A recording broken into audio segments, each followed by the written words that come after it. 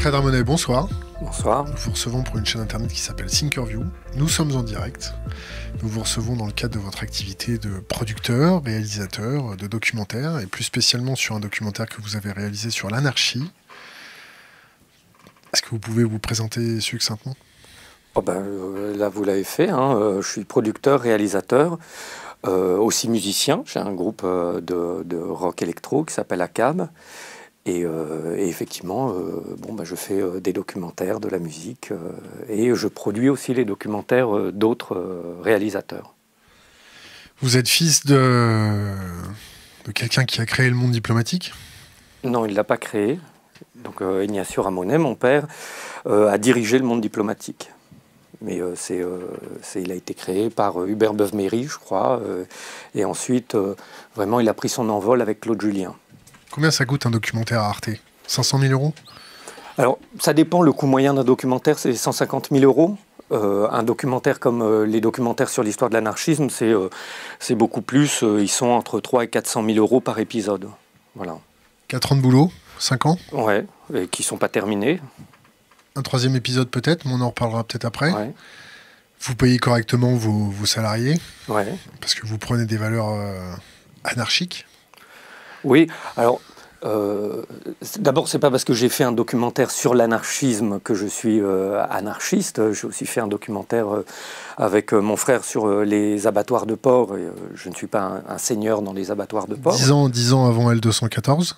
Ouais. Et oui, qui s'appelle Marche funèbre. C'est un petit documentaire. Mais effectivement, en revanche, on respecte entièrement le code du travail dans le cadre de notre société. Et puis, on essaye même d'harmoniser les salaires au sein de la société. Ouais. Vous êtes anarchique ? Anarchiste ? On serait plutôt anarchique qu'anarchiste. C'est un peu difficile, c'est un peu le thème de l'émission, c'est-à-dire que c'est difficile d'être dans une société, dans un système qui est un système capitaliste et de fonctionner de manière anarchiste. Surtout dans le cadre de l'audiovisuel qui est soumis à tout un ensemble de réglementations légales qui font que on doit respecter ces règles-là pour pouvoir faire les films. C'est quoi votre constat sur la société actuelle ? C'est une question très large.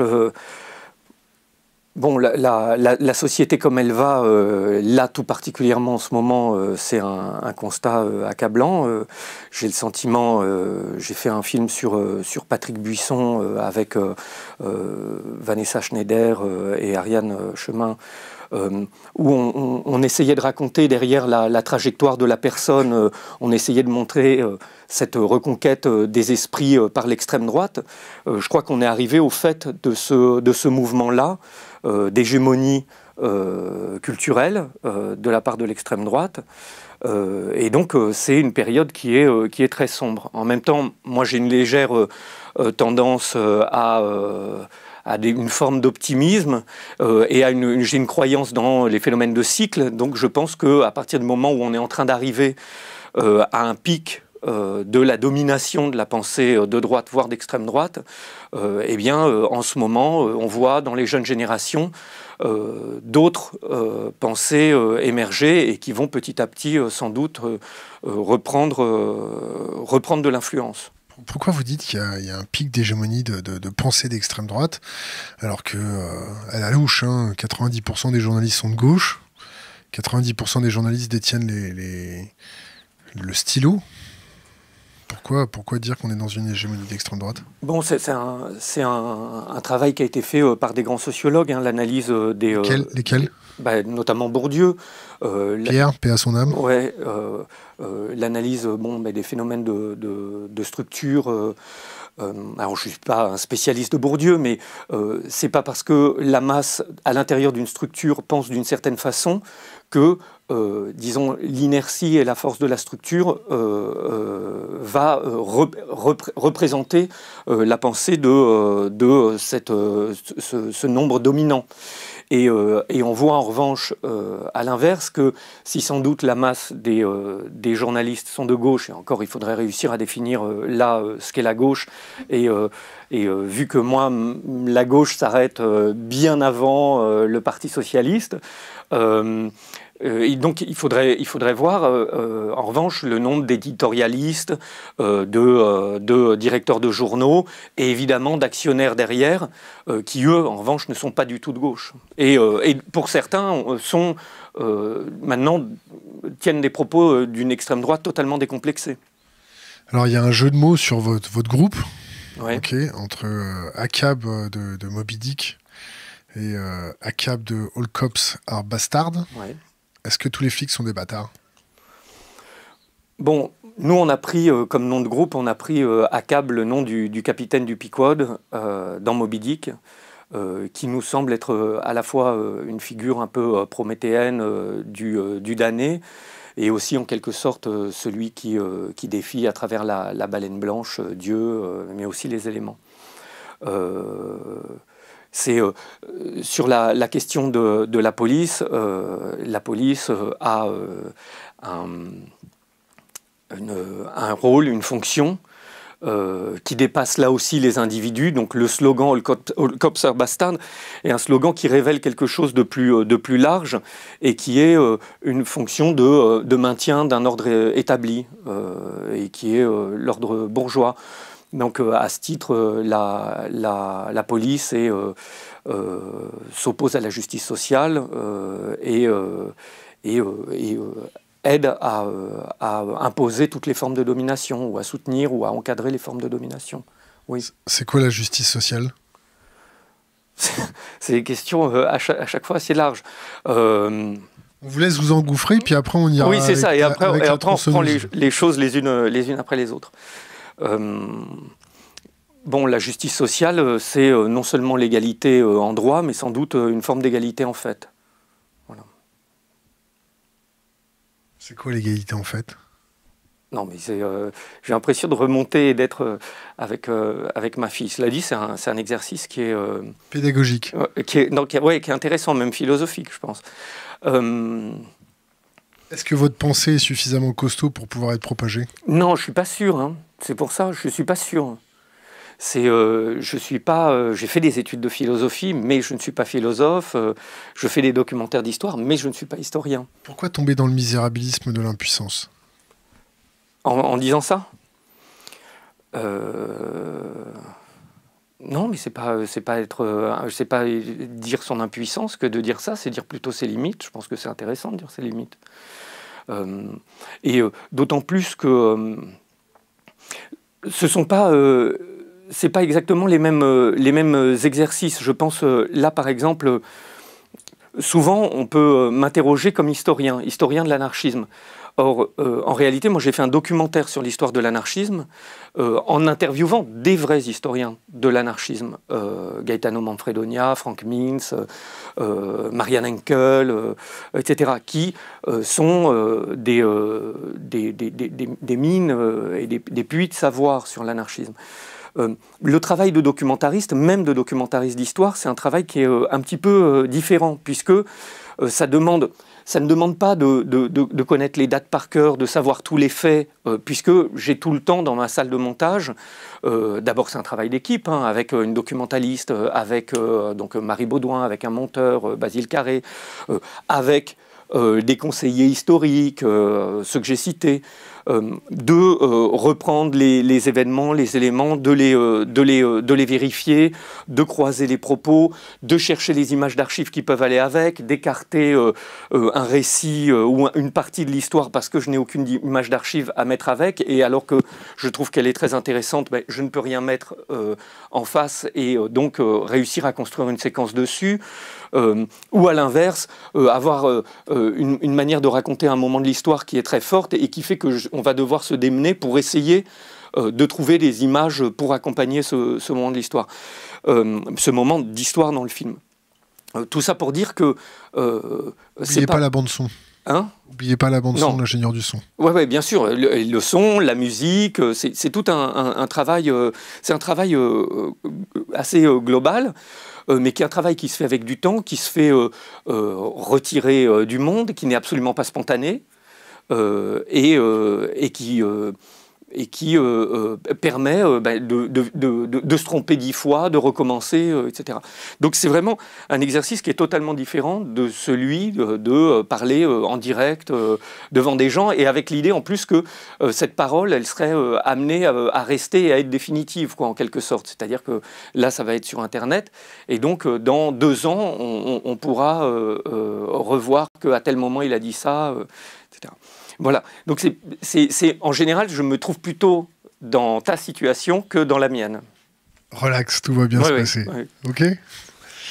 Bon, revenons au documentaire. C'est chaud quand même de t'interviewer. Pourquoi ? Parce que tu fais des documentaires, ton documentaire sur l'anarchisme était vraiment bien foutu. Plein de ressources historiques, plein de dates, plein de remises en situation, plein de contextualisation, tout ce qu'on aime. Donc c'est très dur de t'interviewer. On va partir sur l'anarchisme comme ça. Est-ce que l'anarchie a déjà perdu ? Ou est-ce que l'anarchie va revenir en force ?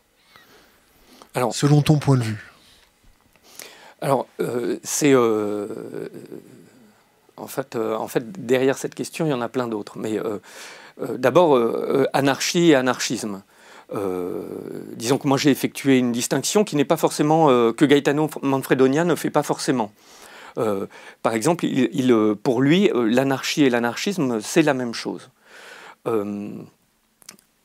Disons que moi j'ai préféré considérer l'anarchisme comme un courant de pensée dont la naissance se fait avec Proudhon, qui se déclare anarchiste au milieu du XIXe siècle, et disons se consolide ou apparaît clairement comme un des courants du socialisme avec Bakounine. Et donc, là aussi, c'est pas la sociale, c'est le socialisme. Hein. Et donc, l'anarchisme, c'est un courant de pensée qui a tout un ensemble de penseurs et qui a développé ou a théorisé et mis en pratique tout un ensemble d'idées et donc de pratiques. Bon. L'anarchisme, il a pu être vaincu à des moments de l'histoire et régresser. Il a aussi connu de très forts moments d'expansion, comme c'est raconté dans le film. À la fin du 19e, début du 20e siècle, on a un anarchisme, un mouvement anarchiste qui est très fort, qui s'est exprimé à travers la propagande par le fait, donc en développant à l'échelle mondiale la stratégie de l'attentat, par exemple, qui est, disons, son existence la plus spectaculaire, celle dont on se souvient, dont toute personne qui est allée au collège a des souvenirs de ces attentats anarchistes de la fin du 19e siècle, Ravachol, Émile Henry, mais aussi dans tout le monde jusqu'en Amérique latine. Mais derrière ça, il y a d'autres mouvements, d'autres courants de l'anarchisme qui sont l'anarchisme individualiste ou l'anarcho-syndicalisme, par exemple, qui, eux, se sont finalement développés de manière ont diffusé beaucoup plus leurs idées, sans forcément que les gens qui les reprenaient soient tous anarchistes. C'est typiquement le mouvement syndical, disons, est très fortement marqué par un syndicalisme révolutionnaire, notamment en France, et a une sorte d'origine comme ça anarchiste sur l'idée d'être bien séparé du politique. C'est aussi dans l'anarchisme individualiste l'idée de l'union libre qui a été théorisée par d'autres mais qui se développe vraiment au moment des pics d'anarchisme individualiste à la fin du 19e, début du 20e, etc., etc. Bon, l'école libre, plein d'autres expressions de la pensée libertaire. Et puis, l'anarchisme connaît des moments de reflux qui correspondent aussi au reflux des vagues révolutionnaires.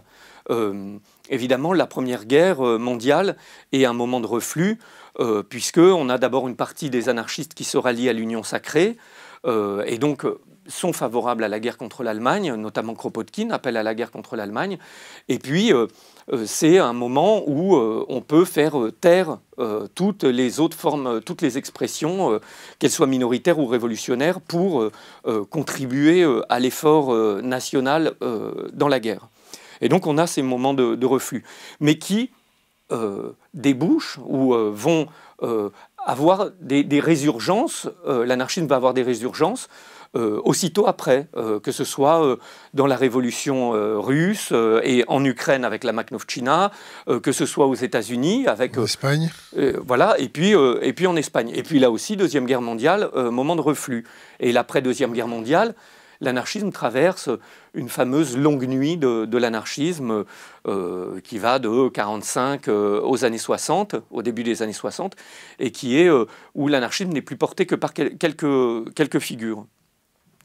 Et puis là aussi, petit à petit, devant la redécouverte de ce qu'était ce qui se passait derrière ce qui n'existait pas encore au début, le mur de Berlin, c'est-à-dire à l'Est, le fait que le bolchevisme ou le communisme à l'Est n'était en réalité qu'un capitalisme d'État et qu'il imposait des dominations très fortes et n'avait pas réussi à mettre en œuvre la justice sociale, justement.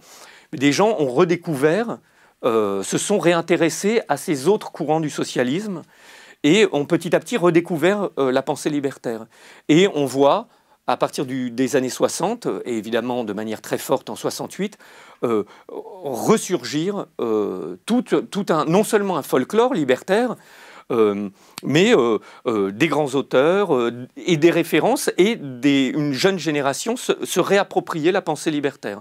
Alors, pas de manière totalement pure, parfois en la matinant d'autres influences, par exemple marxistes, comme Daniel Guérin, qui était un trotskiste qui va matiner son marxisme de pensée anarchiste et inventer un peu le concept de marxisme libertaire, comme il y a une présence aussi très forte de références libertaires chez les situationnistes. C'est pas pour rien que à travers les détournements, comme le retour de la colonne de Routy, ils font référence à l'anarchisme. Debord mentionne dans la carte géographique de ses auteurs préférés, il met Bakounine dedans. Évidemment, chez Van Ghem, on retrouve ça. Et puis, plus généralement, l'anarchisme se diffuse, on voit réapparaître des drapeaux noirs, l'amphi de la Sorbonne s'appelle l'amphi Bono, c'est-à-dire que même les figures les plus honnies de l'anarchisme sont même elles récupérées, remises dans le circuit. Il y a même Ruffin qui raconte qu'en 68, donc Jean-Christophe Ruffin, l'auteur, qui raconte dans son autobiographie qu'il est allé chercher dans les sous-sols de l'école de médecine le cerveau de Ravachol, et qu'en 68, il est allé mettre le cerveau de Ravachol au Panthéon, donc là où doivent être mis les grands hommes. Donc Ruffin, qui n'est quand même pas aujourd'hui un révolutionnaire accompli, ben, en 68, même lui, en quelque sorte, alors geste de provocation, geste je sais pas quoi, enfin en tout cas, il va chercher le cerveau de Ravachol et il le met au Panthéon. Et donc, voilà. Et puis, autour de ça, c'est plus généralement, même l'industrie du spectacle. Il y a en 68 un film sur Bono qui sort, dans lequel joue Jacques Brel. Il y a Joe Dassin qui fait une chanson sur Bono. Il y a... voilà, et puis, finalement, tout le monde, dans les années 70, en arrive à se dire anarchiste. Sartre, dans une interview au Nouvel Obs, je crois que c'est en 74, dit « Si on relit toute mon œuvre, j'ai toujours été anarchiste », et même, tout le monde ne le sait pas. Même Jean-Marie Le Pen, qu'on ne peut pas accuser quand même d'être un révolutionnaire le couteau entre les dents, Jean-Marie Le Pen fait son mémoire sur le courant anarchiste en France de 1945 à nos jours. Ça s'appelle son mémoire, qu'il fait au début des années 70, je crois qu'il le soutient en 72. Mémoire assez intéressant, qui est très emprunté de livres qui ont été faits à ce moment-là sur l'histoire du courant libertaire, mais mémoire informée quand même. Et il le justifie en disant, en quelque sorte, qu'en France, le danger n'est pas rouge, il est noir. Et que donc on doit s'interroger et s'intéresser à l'anarchisme, puisque en réalité, la révolution qui pourrait venir en France, ce ne serait pas une révolution rouge, ce serait une révolution libertaire. Et que la tradition française, l'esprit français, serait plus proche de Proudhon que de Marx. Voilà. Et donc on voit bien ces phénomènes de résurgence. Et pareil, en 89, on a vu une espèce de vague contre-révolutionnaire. Certains ont même prophétisé la fin de l'histoire.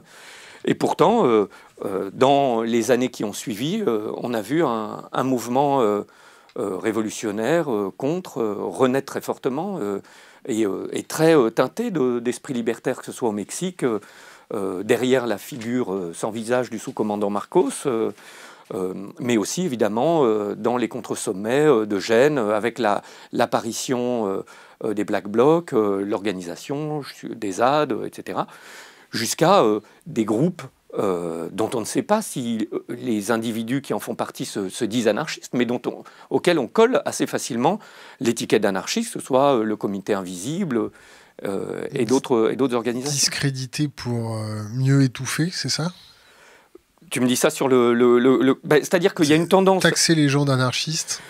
Il y a une tendance qui est faite, qui effectivement, alors dès qu'on veut, disons, criminaliser un groupe, c'est vrai que le pouvoir, et en général la presse, vont avoir tendance à le taxer d'anarchiste.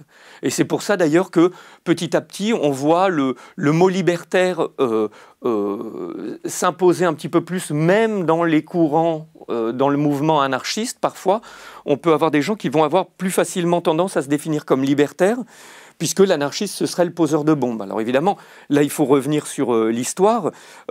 C'est Desjacques qui invente le terme libertaire. Et en fait, c'est une critique qu'il fait à Proudhon, c'est que Proudhon était très misogyne et sexiste. Et Desjacques considérait qu'on ne pouvait pas laisser en dehors de la pensée libertaire, évidemment, les femmes. Et donc il disait que Proudhon était en gros anarchiste à 50%, et que lui, comme il l'était à 100%, il était libertaire. Donc en fait, libertaire, c'est être plus anarchiste que le père de l'anarchisme. Mais aujourd'hui, on a un peu cette idée que libertaire, ce serait un petit peu plus doux, plus sociétal, et anarchiste, plus dur. Alors, on le voit très bien.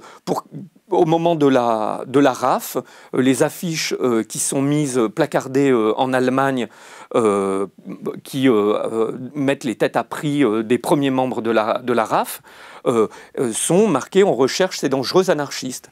Dans le même ordre d'idée, évidemment, Action Directe est très souvent taxée d'anarchiste, ce qui n'est pas totalement faux, puisqu'il y a une présence de anciens militants libertaires au sein d'Action Directe.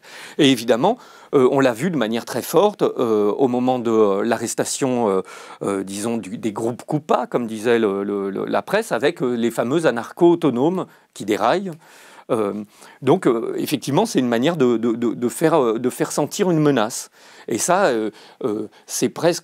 ça parle presque à notre cerveau reptilien, puisque l'idée que l'anarchiste pose des bombes, on l'a depuis le 19e siècle, cette internationale noire, ces anarchistes menaçants, venant souvent de l'extérieur ou en lien avec l'extérieur. Elle a été créée au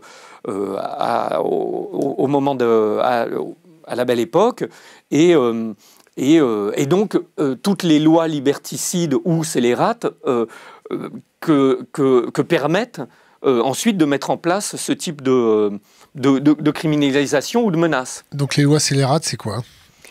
Alors les lois scélérates, c'est les lois qui sont votées, alors là maintenant je ne vais plus avoir exactement les dates en tête parce que maintenant ça commence à remonter, mais qui sont votées dans le courant des années 1880 ou peut-être 92, donc je ne suis pas précis, les gens vérifieront. Bon, c'est dans le 2438 qui t'écoute en ce moment en direct. Voilà, très bien. Bon, donc ils pourront vérifier. Donc dans les années 80-90, 1800, contre le péril anarchiste. Et donc ce sont des lois qui sont en fait les lois qui vont inspirer jusqu'à nos législations terroristes. Certaines des lois scélérates vont être abolies seulement, remplacées par d'autres seulement dans les années 80. En gros, ça crée l'association de malfaiteurs, c'est-à-dire cette idée que des gens qui se réunissent pour faire un crime, on peut criminaliser l'ensemble du groupe. Voilà. Et donc à ce moment-là, il y a aussi, on ne peut pas, on interdit les publications anarchistes, donc le mot libertaire se fait mieux connaître à ce moment-là, on préfère dire libertaire. Aux États-Unis, ces lois scélérates, elles vont effectivement donner l'obligation de définir, de dire son appartenance ou non à un groupe quand on rentre aux États-Unis, chose qui a duré, je crois que maintenant ça y est plus. La dernière fois que je suis allé aux États-Unis, je ne crois pas avoir dû remplir ce petit papier. Mais quand j'y... Touché rectal ou pas du tout? Non, quand j'y allais dans les années 80-90, on devait dire si on était anarchiste ou communiste quand on entrait aux États-Unis. Si on avait été membre d'une organisation anarchiste ou communiste. Donc tu fais référence... Donc ça remonte vraiment, ça remonte aux lois des années 1880-90. Tu fais référence à la guerre contre la terreur, Ouais. la guerre contre le péril noir. Est-ce que maintenant, au XXIe siècle, tu vois des lois qui peuvent s'apparenter à ces lois scélérates? Oh ben, c'est-à-dire l'histoire d'abord l'histoire du maintien de l'ordre n'est qu'une histoire de lois de ce type.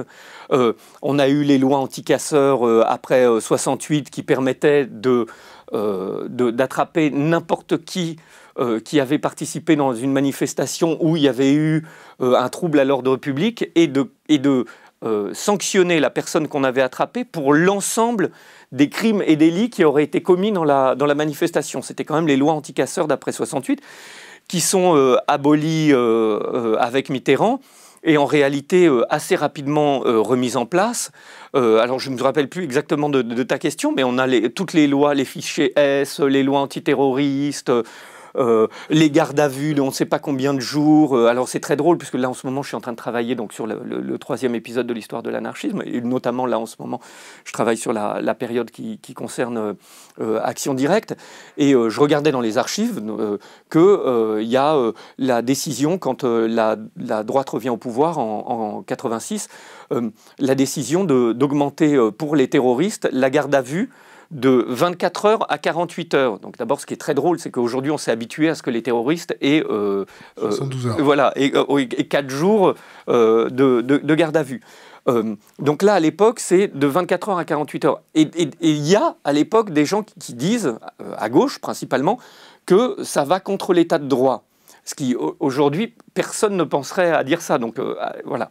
Donc on crée des lois spéciales à ce moment-là pour pouvoir faire des gardes à vue de 48 heures.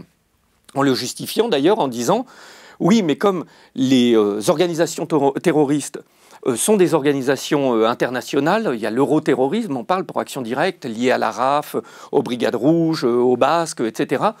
Eh bien, comme c'est long d'avoir des informations à l'international au début des années 80, eh bien, il faut que les juges et la police aient plus de temps pour pouvoir enquêter, pendant que le prévenu, qu'on appelle inculpé à l'époque, est en garde à vue. Le gardé à vue est en garde à vue.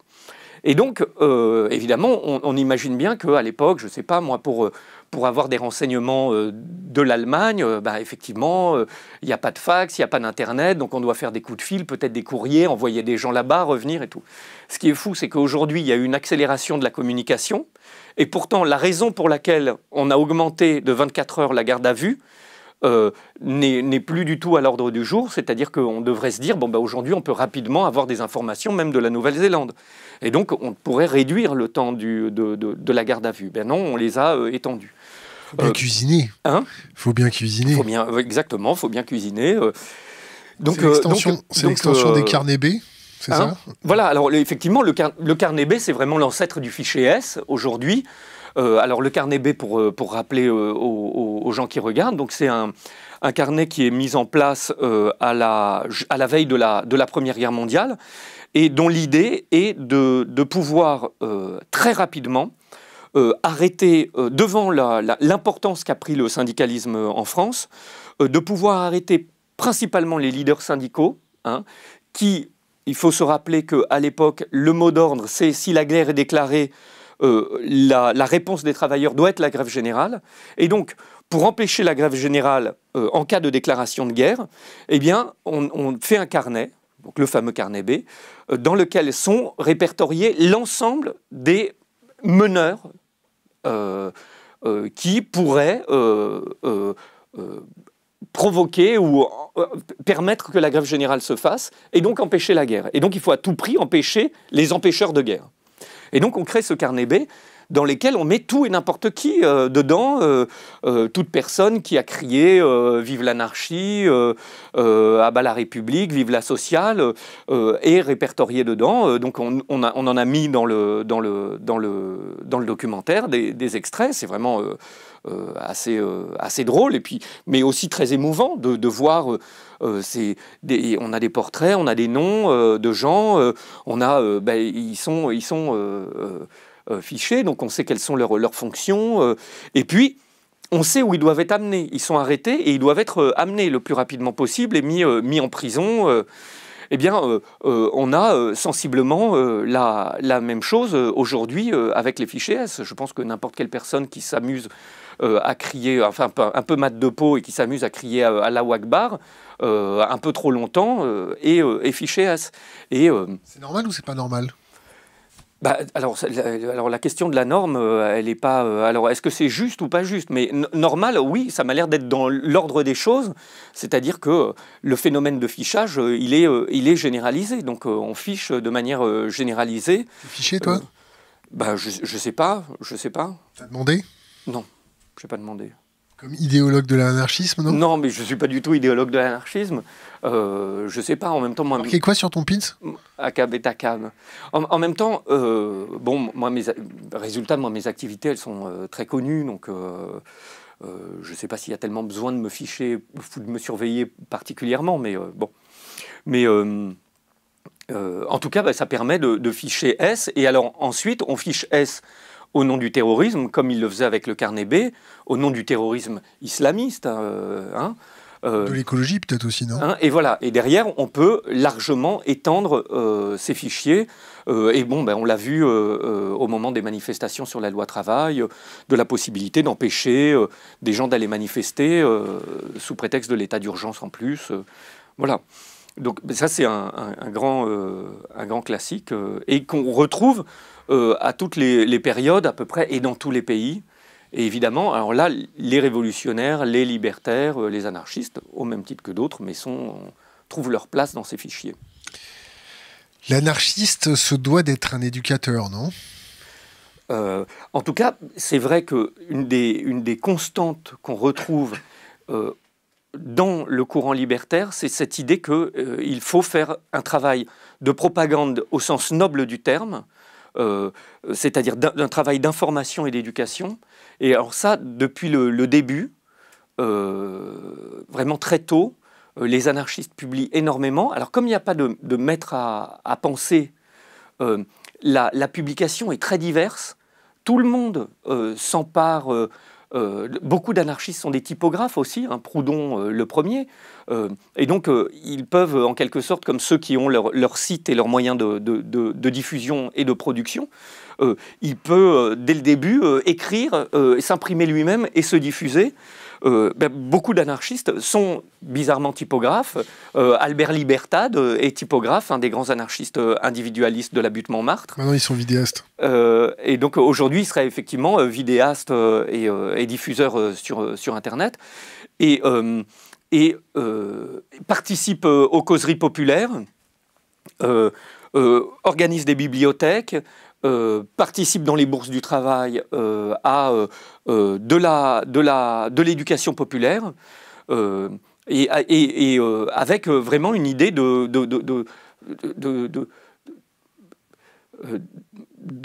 d'activités qui sont très participatives, comme on dirait aujourd'hui. C'est-à-dire qu'on monte des pièces de théâtre et ce sont les travailleurs qui vont jouer cette pièce de théâtre sur des thématiques sociales. On se fait former soi-même en allant aux causeries populaires, on débat, on discute, et soi-même on va aller organiser d'autres causeries populaires.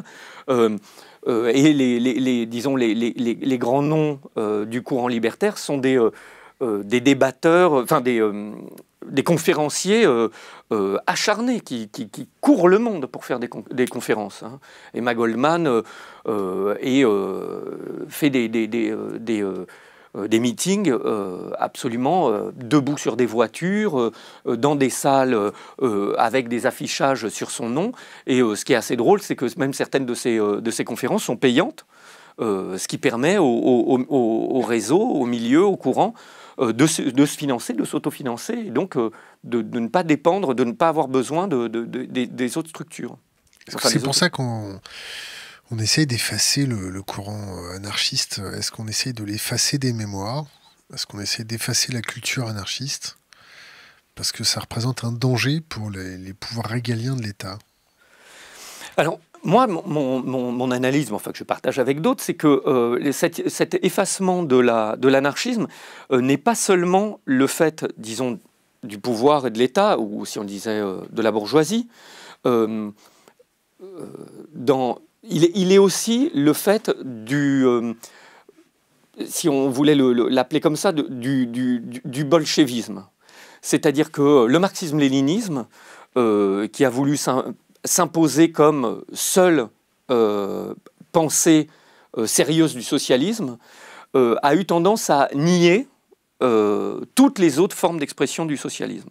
Et évidemment, pour imposer là aussi son hégémonie au sein de l'international et ensuite des partis communistes, avec les partis communistes et dans les partis communistes, puis avec les partis communistes après, puisque par exemple le parti communiste en France, à ses débuts, intègre des militants anarchistes.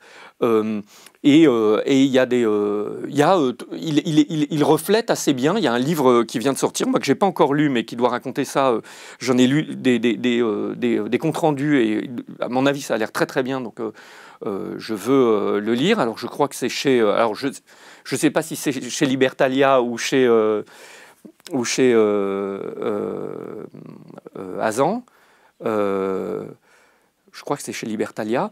Une histoire du début du Parti communiste, et donc il intègre dedans les différents courants du socialisme révolutionnaire, dont les anarchistes. Et donc le but est de prendre l'hégémonie sur ces partis communistes et après de prendre l'hégémonie au sein du camp des travailleurs. Et donc c'est les efforts conjugués des deux qui vont effacer les anarchistes et nier leur histoire. C'est l'effort conjugué des deux, c'est-à-dire évidemment de la bourgeoisie qui va avoir tendance à raconter cette histoire-là en la traitant sur le mode du fait divers. Les anarchistes ne sont que des poseurs de bombes, et de le récit, l'historiographie marxiste-léniniste ou stalinienne, dont le but va être de dire en fait l'anarchisme n'est qu'un courant petit bourgeois, spontanéiste ou favorable au lumpenprolétariat et tout, et donc hitléro-trotskiste, etc. Enfin avec tous les mots qu'ils utilisaient à ce moment-là pour disqualifier des courants différents et même opposés. Voilà. Il n'y a pas une dissonance cognitive dans l'anarchisme quand ils se regroupent tous pour faire des collectivités, des plus grandes... des exploitations agricoles sans barrière pour produire. Est-ce qu'il n'y a pas une dissonance cognitive maintenant au XXIe siècle où on rentre en période de décroissance? Est-ce que cette période de décroissance ne va pas en fait scier les fondements même de l'anarchisme? Alors, les anarchistes, quand ils font des colonies libertaires, c'est pas du tout avec l'idée de produire. C'est pas très productiviste. Hein. Cette question de la productivité, on va plus la retrouver en Espagne en 1936, au sein des grandes organisations présentes à Barcelone et dans la région de Catalogne, qui veulent montrer que avec un fonctionnement libertaire, de la démocratie réelle dans l'entreprise, la reprise par le peuple, on peut réussir à la faire fonctionner aussi bien et en période de guerre. Et produire autant. Voilà. Mais en revanche, je reviens juste pour le dire, sur les colonies libertaires, non, les colonies libertaires, c'est vraiment l'idée de faire sécession. C'est, on quitte ce monde et on va s'installer... C'est ceux qui sont à poil et qui font un peu les babacous. Voilà, alors ils peuvent être à poil, mais ou pas. Et on va s'installer dans des régions moins habitées, voire on part à l'étranger, comme les Italiens qui vont au Brésil, fonder la Colonia Sicilia. En mode Charles Ingalls. Oui, en quelque sorte, qu'on va retrouver, c'est pour ça que je veux faire le lien, qu'on va retrouver de manière très forte dans le retour à la Terre des années 60, qui est très fortement inspiré par Murray Bookchin, qui est un anarchiste théoricien du municipalisme libertaire, ancien trotskiste, qui découvre la pensée libertaire au moment de la Deuxième Guerre mondiale, au lendemain de la Deuxième Guerre mondiale, et comprend qu'en fait, c'est ce qu'il a toujours cherché, cette pensée anarchiste qui est une lutte contre toutes les formes de domination, et notamment la domination de la nature. Et notamment la domination et l'exploitation de la nature. Et donc, il est très important. Parfois, les Verts qui citent Murray Bookchin ont oublié que Murray Bookchin est un anarchiste convaincu et évidemment anticapitaliste et qu'il ne serait pas question pour Murray Bookchin d'aller dans un gouvernement. Bon.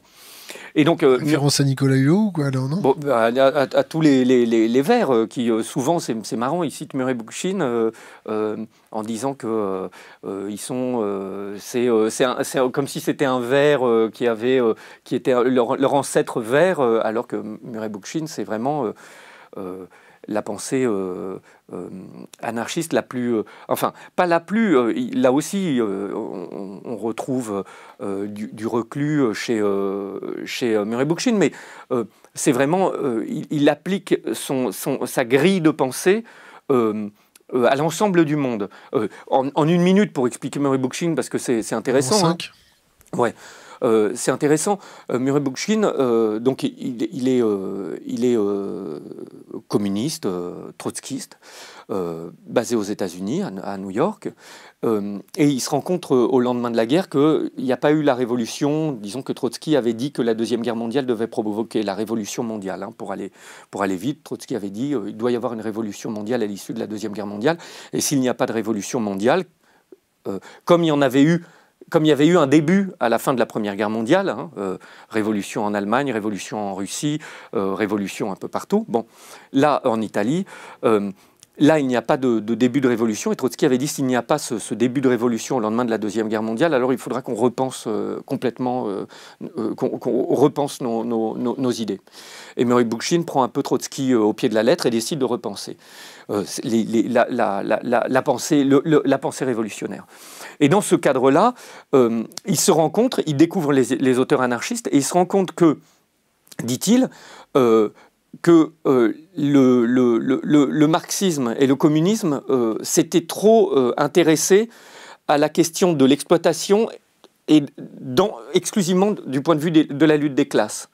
Et alors, Murray Bookchin déconstruit un peu tout ça en disant, voilà, moi je ne pense pas que le sujet révolutionnaire, ce soit le prolétariat. Je pense qu'en gros, tout le monde peut être sujet révolutionnaire.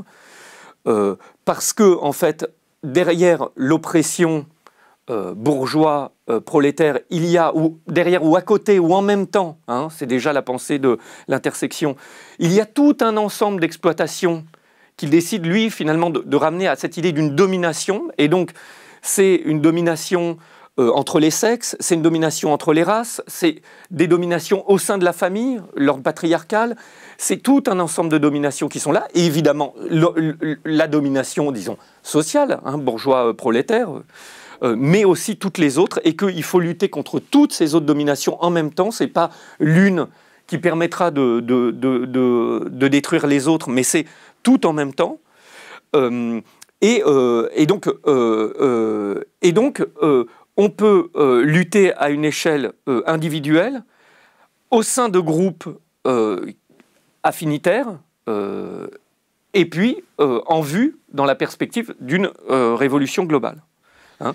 Et donc, évidemment, dans ces dominations, il en rajoute une, évidemment, ça qui est la domination de l'homme sur la nature et sur le vivant. Et voilà. Alors pourquoi je passais par Murray Bookchin? C'est parce que Murray Bookchin inspire très fortement le mouvement hippie du retour à la Terre.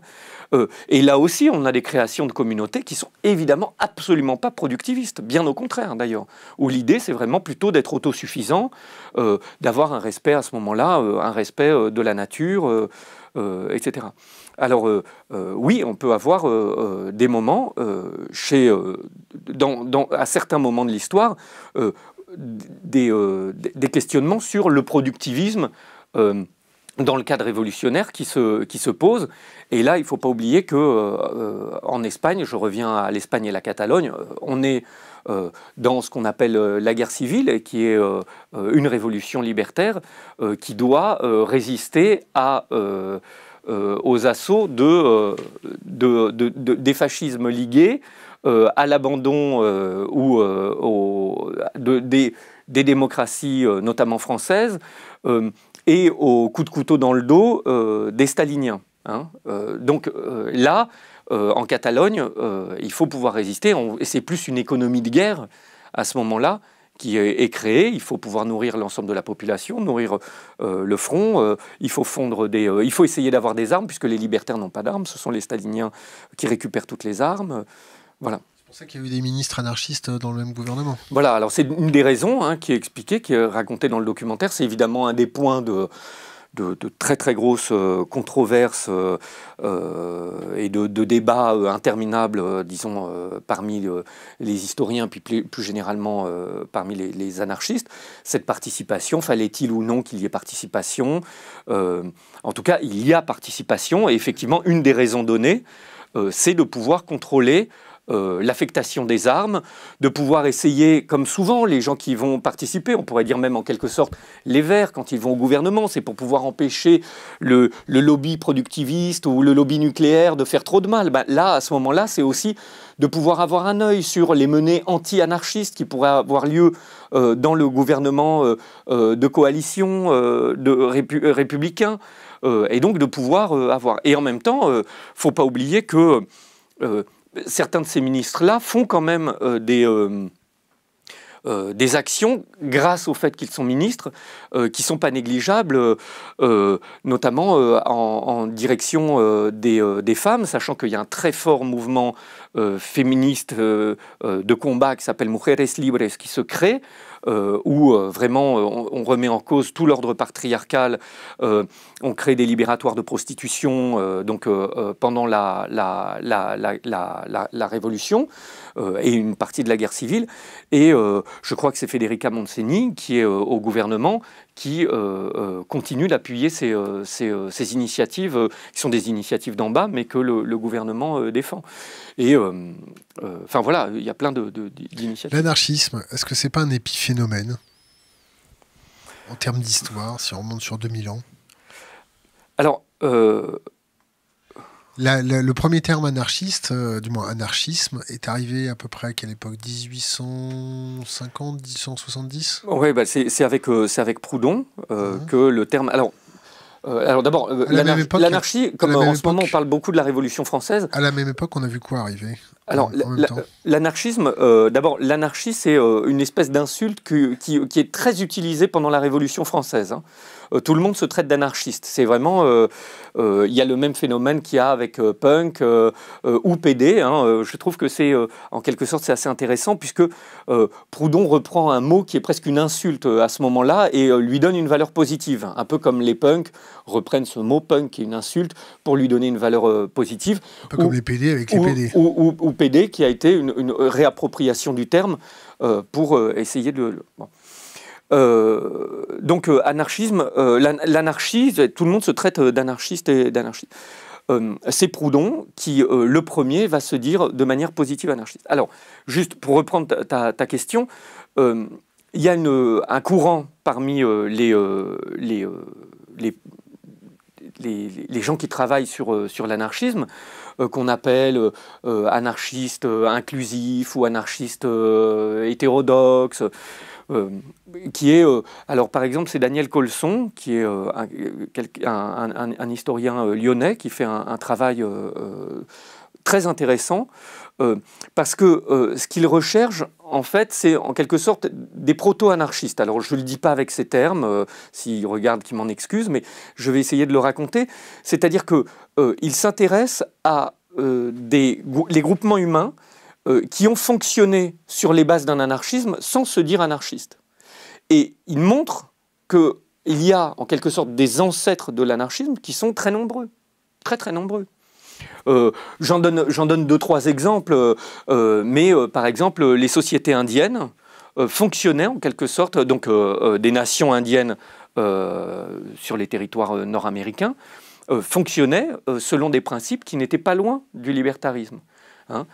Chaque cellule familiale était organisée, faisait ce qu'elle voulait, c'était de la libre association. Il y avait un chef. Il n'y avait pas de chef, contrairement à ce qu'on croit. Non, il y a des sages, il y a des conseils. Il y a des décisions qui sont prises en commun, mais c'est pas Lucky Luke. Il n'y a pas un grand chef indien avec ses plumes qui décide qu'on part sur le sentier de la guerre, voilà, et avec son calumet de la paix. Non, non, c'est les anciens qui se réunissent en conseil, qui discutent, mais tout le monde est intégré à cette discussion. Je te pose cette question-là, en fait, parce qu'en regardant ton documentaire, j'ai fait le parallèle avec l'utilisation de la machine à vapeur à grande échelle. C'est-à-dire la capacité que le prolétariat avait de pouvoir s'affranchir de la masse de travail musculaire et de la concentration de pouvoir que ça a pu générer dans la bourgeoisie. Donc tu vois pas une relation de cause à effet entre l'utilisation de la calorie et le mouvement libertaire. Pas du tout, non? Non, si bien sûr. Alors, si, mais ce serait trop réducteur de le dire sur l'anarchisme. Ce qui est sûr, c'est que ça a permis aux gens de réfléchir. Le socialisme naît en même temps que le capitalisme. Ça, c'est sûr. L'anarchisme, c'est presque quand tu le disais, c'est presque une ou deux générations après. C'est avec... alors, ça dépend aussi d'où on fait naître le capitalisme, puisque Rediker le fait naître carrément avec la traite négrière, au XVIe siècle. Mais disons que l'économie triangulaire, le capital, au moment de la Révolution française, un petit peu avant et après, donc avec Rousseau, et puis les premières manufactures, etc. derrière, c'est là que naît le socialisme et que...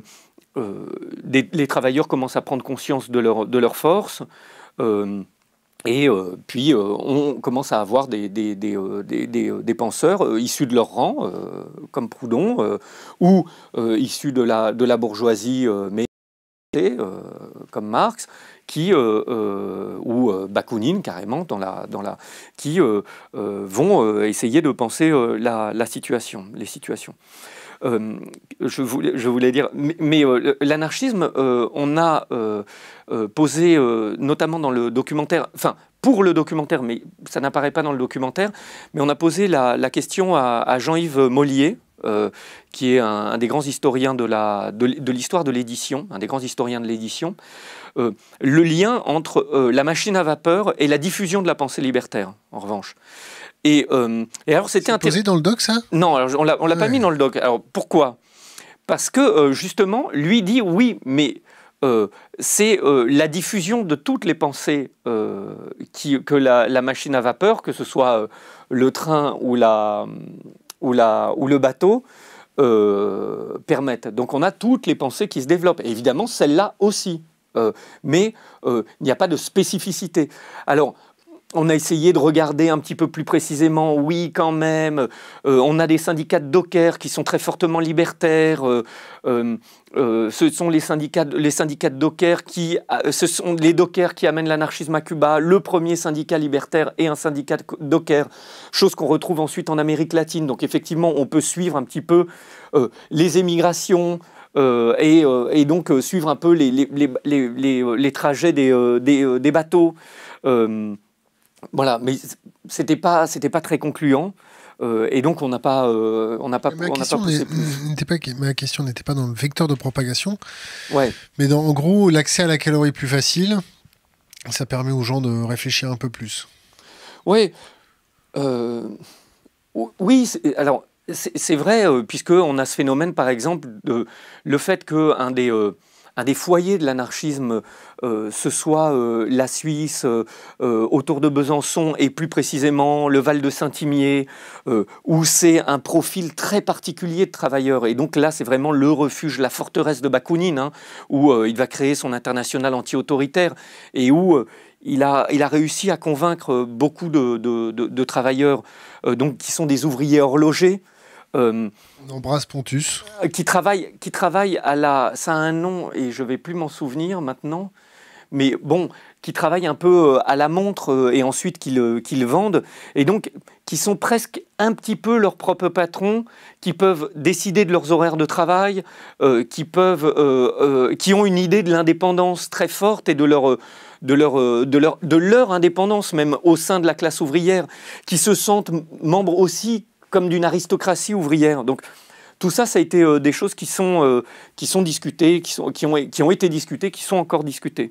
Et c'est sûr que on ne voit pas, de l'autre côté, Zola le raconte très bien dans Germinal, même si bon, c'est une fiction, mais effectivement, le père Maheu ne peut pas, avec ses 12 heures de descente au fond de la mine, ne peut pas passer autant de temps, et ces 7 jours de travail, ne peut pas passer du temps à réfléchir, à lire, à aller à des conférences. Voilà. On fait le parallèle avec la société d'aujourd'hui ? Oui, oui. Est-ce que on a une question qui revient un petit peu de temps en temps et qui fait bondir certains sur Internet. Est-ce que les gens ont suffisamment de temps maintenant pour s'intéresser à autre chose que de la télé-réalité pour s'anesthésier le cerveau? Est-ce que les gens ont suffisamment de capacité cognitive pour comprendre ce qui se passe? Alors, bon, moi, je pars du principe que les gens ont suffisamment de capacité cognitive tout court, d'ailleurs, pour faire des tas de choses, et les périodes révolutionnaires aussi, le montrent. Est-ce que comprendre l'économie fait partie de ces attributs? Oui, oui. Si les gens comprenaient comment l'économie fonctionnait, ouais, il y aurait une révolution demain, non? Après, la question est de savoir quelles sont les stratégies mises en œuvre pour détourner les gens de ça. Mais ça me rappelle la fameuse phrase de Coluche dans Misère: il suffirait que ça se vende, il suffirait que les gens l'achètent pas pour que ça se vende pas. Ça c'est assez, ça arrête un peu toute forme disons de réflexion là-dessus, mais ce qui est sûr, c'est qu'il y a un phénomène d'éclatement. Ce qu'ont décrit les situationnistes, notamment, mais d'autres aussi, dans les années 60 et 70, sur l'éclatement, l'individualisation, l'isolement des gens, effectivement, cette vie dans un monde donc, où tout est ramené au spectacle et où on est dans une espèce d'instantanéité permanente que favorise énormément d'ailleurs Internet. Donc cette instantanéité permanente, elle est aussi synonyme d'anti-mémoire, c'est-à-dire qu'on zappe d'un événement à l'autre, on ne s'inscrit plus dans des durées, ni avant ni après. On a une espèce de... Mais bon, j'ai l'impression de dire des lieux communs, mais effectivement... Foncer les portes ouvertes. Oui, enfin non, c'est pas ça, c'est qu'il y a je trouve par exemple que le comité invisible raconte très bien, fait une description de notre société qui est... absolument lumineuse, que ce soit dans l'insurrection qui vient, mais dans À nos amis, sur le rôle joué par l'urbanisme, où ils poursuivent les analyses des situationnistes et de Lefebvre en montrant cette violence qui est à l'œuvre dans les conceptions urbanistiques. La militarisation de l'espace urbain. La militarisation de l'espace urbain, dans l'isolement généralisé, dans l'idéologie qui est véhiculée à peu près partout moi je suis moi, je fais ce que je veux, voilà, je m'en bats les couilles, etc. Donc évidemment, tout ça est un frein. Un frein à quoi? Au fait de se rassembler et de pouvoir discuter. C'est d'ailleurs pour ça que un événement comme Nuit debout, l'occupation des places, déclenche chez ceux qui y participent parfois un agacement de cette palabre interminable, mais au bout d'un certain temps, mais au début, une espèce de joie de se rencontrer.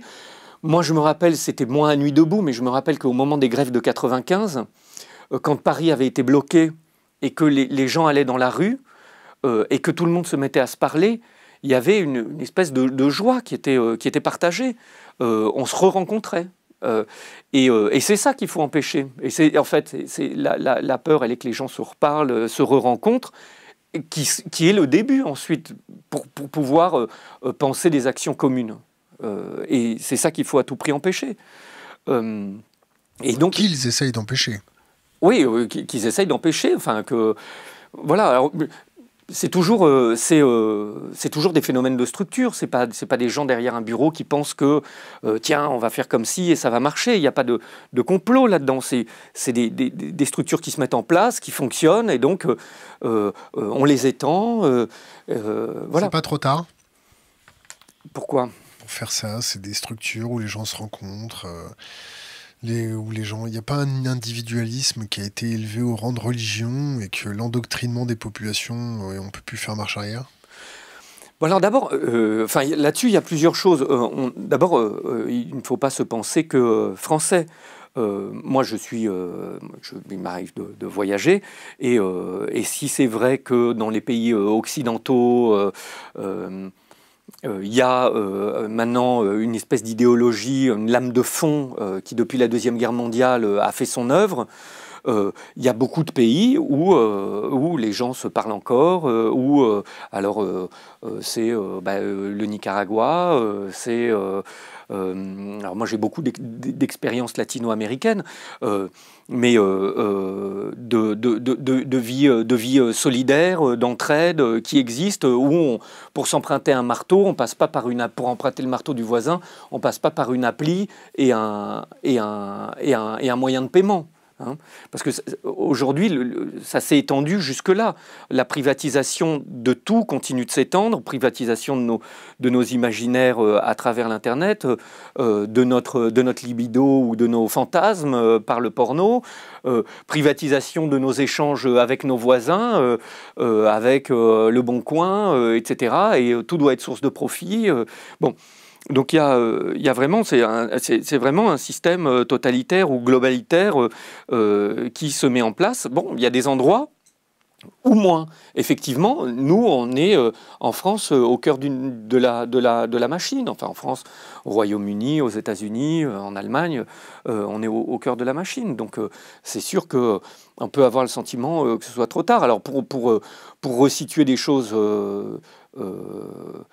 dans leur contexte, c'est le fait de se dire c'est trop tard, on n'a plus le temps de se rencontrer, mais il faut faire quelque chose, c'est aussi ce qui peut pousser à l'action individuelle violente. C'est celle qu'on retrouve à la fin du XIXe siècle, après l'écrasement de la Commune, les lois scélérates, donc c'est avant les lois scélérates, mais il y a déjà, c'est Ravachol qui se dit, moi je vais faire la justice moi-même. Puisqu'on vient d'écraser une grève à tel endroit, solitaire. Voilà, et que moi j'ai envie de venger cette grève qui a été écrasée, et donc je vais aller mettre une bombe, c'est ça que fait Ravachol, je vais aller mettre une bombe devant... Ravachol, pardon, c'est pas la grève, c'est Ravachol, c'est les manifestations de Clichy où des gens qui portaient le drapeau noir sont arrêtés et donc condamnés à de lourdes peines de prison. Et donc Ravachol va mettre ses bombes devant chez le procureur, voilà, pour le venger. Pour venger la manifestation de Clichy qui a été réprimée très fortement. Ce qui a été profondément stupide. C'est stupide. Alors, c'est stupide ou c'est pas stupide? Et contre-productif. Je sais pas. C'est en tout cas à ce moment-là, il a fait ça. Il a tué personne dans ce cadre-là. Rappelons que la violence anarchiste a fait à peu près 200 morts, c'est ça? Oui, oui, un petit peu, ouais, autour de 200 morts, oui. Ouais. Ce qui sur plus d'une vingtaine d'années. Ce qui est comparé à n'importe quel épiphénomène guerrier n'est rien. Arrêtez de poser des bombes et lisez le petit manuel de la torture de la CIA, c'est plus efficace. Ouais. Mais non, mais alors, pour terminer quand même juste là-dessus, c'est ce qui fait que Ravachol pose des bombes. Alors, stupide, moi je pense qu'il faut... Moi, je ne veux pas mettre de jugement là-dessus, et dans le documentaire, j'essaie de ne pas mettre de jugement. Ce que je crois qui est intéressant de montrer, c'est pourquoi il fait ça, dans quelle logique, et comment ceci répond à des actions-réactions. D'un point de vue plus purement opérationnel. J'allais le dire, c'est on l'a aussi avec le phénomène du passage à la lutte armée en Europe dans les années 70-80, où on a l'essoufflement de 68, une trahison d'une partie disons, des meneurs qui se fait petit à petit et qui, en France particulièrement, rentre dans la gauche de gouvernement avec l'élection de Mitterrand. Et donc, Cohn-Bendit, non? Cohn-Bendit, Gesmar, Weber, enfin, je veux dire, le monde politique, et notamment à gauche, est rempli d'anciens trotskistes et tout, qui sont allés au gouvernement ou dans la gauche institutionnelle. Un peu de blé. Bon, je ne crois pas, c'est que je pense que... Je ne sais pas quelles sont les motivations personnelles, je ne les connais pas. En tout cas, il y a ce phénomène-là. Et à côté de ça, ceux qui restent fidèles aux idées qui étaient celles d'une révolution... crèvent dans le caniveau à chaque fois. En tout cas, certains qui veulent précipiter devant ce reflux, ils passent à nouveau, eux aussi, à l'action armée. Après, pour le moment, ce que ça a montré, c'est que dans un cas comme dans l'autre, ces mouvements n'ont pas été efficaces. Donc là, ils ont pu avoir une utilité momentanée, mais sur le plus long terme, ils n'ont pas été efficaces. Aucune stratégie. Donc je disais aujourd'hui de dire, et je termine là-dessus, je termine juste là-dessus par rapport à ta question, c'est que de dire il n'y a pas d'échappatoire, on peut être pessimiste, etc. C'est en quelque sorte se dire finalement ceux qui voudraient vraiment précipiter le moment révolutionnaire pourraient se dire il n'y a pas d'autre solution finalement que je m'y mette moi-même, puisque ça ne sert à rien de se rencontrer et tout. Or, je pense que, à l'inverse, je te disais sur l'hégémonie de l'extrême droite, mais moi j'ai une légère tendance, peut-être une croyance dans les cycles, et je trouve que la jeune génération, moi je côtoie... dans ma vie, avec mon groupe de rock, avec tout ça, la jeune génération, je pense qu'elle est dans d'abord, elle est beaucoup plus solidaire que peut-être notre génération. Elle est beaucoup plus... alors idéaliste serait pas la bonne façon de le dire, mais disons que elle revient à des principes de gauche ou d'extrême gauche ou révolutionnaire. Elle s'intéresse à ces questions-là, elle retrouve aussi une histoire et son histoire. Et il y avait une espèce de sondage qui avait été fait pour un projet audiovisuel qui s'appelait Génération quoi, Génération Watt, à l'échelle européenne. Alors, bon, on ne croit pas au sondage, mais je trouvais que c'était hyper intéressant les réponses qui avaient été apportées. C'était que, en gros, 90% des 15-35 ans ne croyaient plus la télévision, 65% ne croyaient plus en l'action politique, dans le fait de voter et que les élus allaient changer quelque chose, etc. Alors les chiffres sont sur Internet, mais je trouvais ça très intéressant de voir que cette jeune génération est très critique et éprouve l'envie d'un changement profond. Et dans ce sondage, il y avait 55% de cette génération qui se définissait comme anticapitaliste. Ce que je trouvais intéressant, là aussi. C'est-à-dire que... Il y a aussi le yin et le yang de ça. C'est aussi un repli identitaire vers l'extrême droite, ouais, qui se matérialise énormément en ce moment, non ?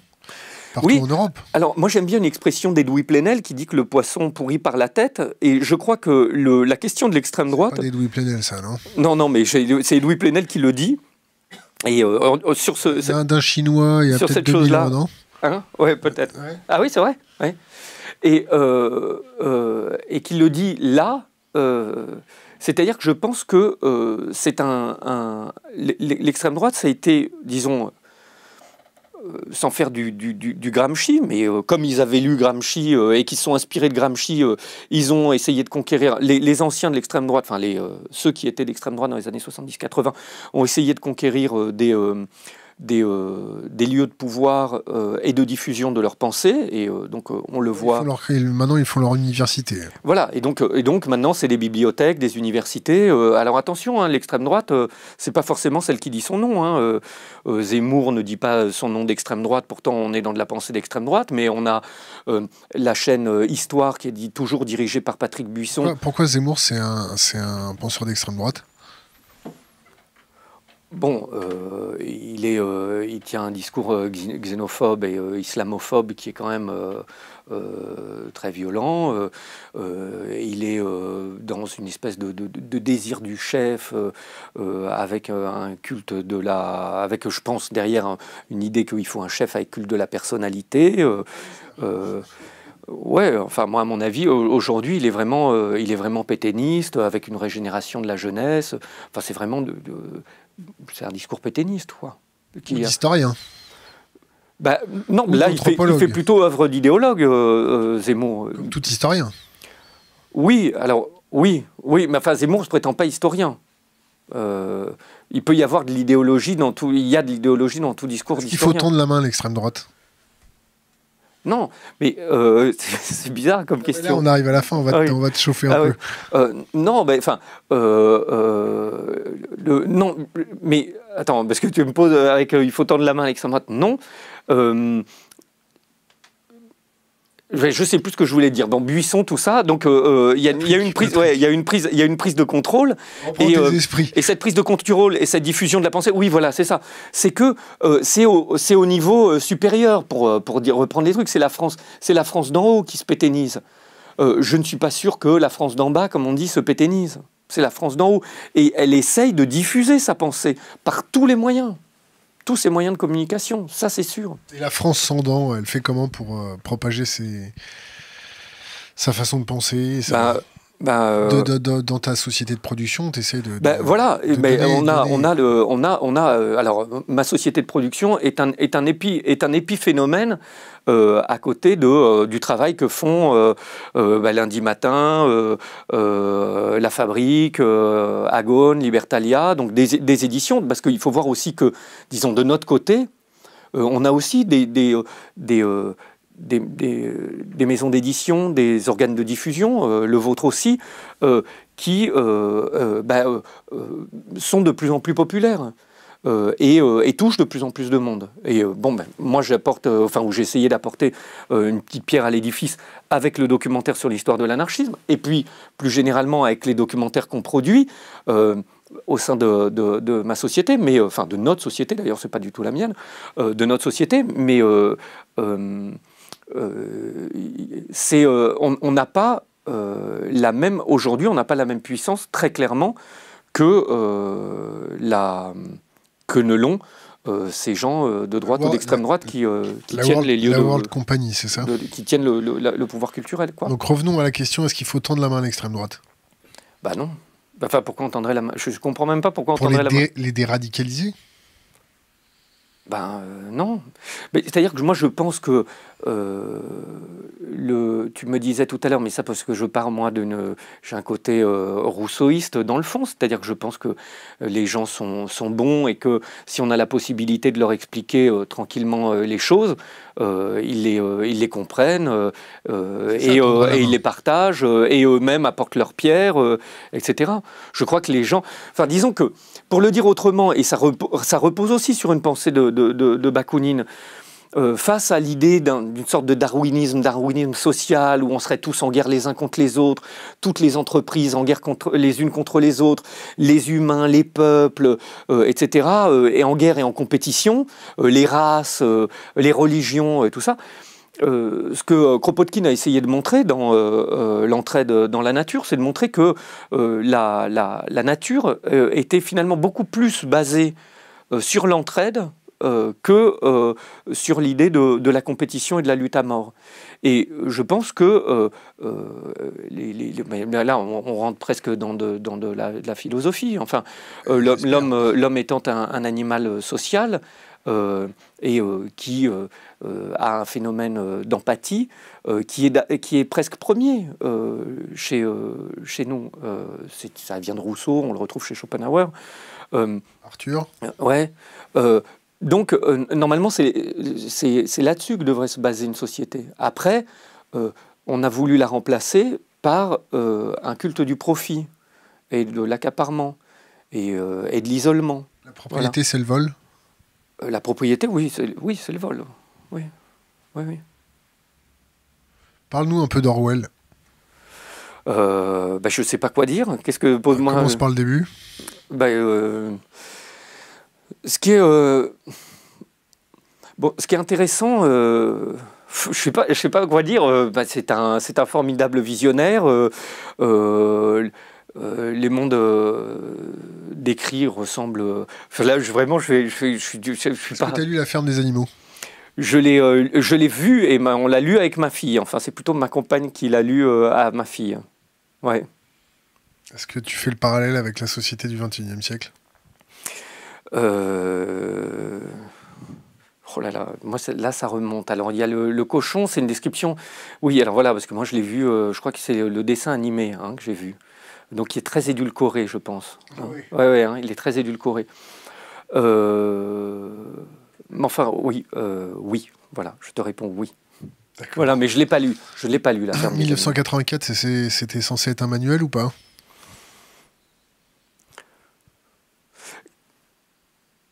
« 84, c'est incroyable comme c'est une... Bon, enfin, là, je dis une banalité, mais enfin, c'est une vision prophétique. Non, voilà. Je sais pas quoi dire. On passe aux questions d'Internet. C'est-à-dire que la description du discours, moi, ce qui me marque le plus aujourd'hui, c'est comment il a deviné le discours schizophrénique qui deviendrait absolument la norme aujourd'hui. Faire la paix pour faire la guerre, alors je ne me rappelle plus comment sont les termes dans 84, mais... la guerre, c'est la paix. Ouais, la guerre, c'est la paix, etc.